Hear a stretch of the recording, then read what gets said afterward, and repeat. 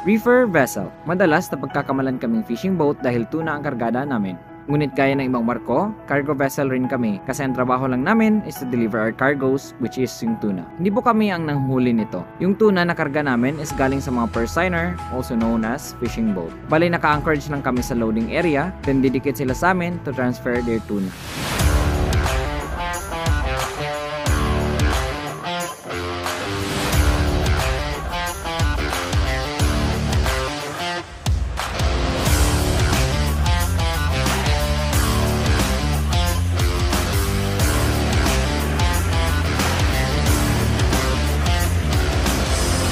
At kapag napuno na ang mga bodega namin, we will then be sailing to the port na pagde-delivera namin ng mga tuna. Our next port of call is Madang, Papua New Guinea. So goodbye and see you there mga kabaro!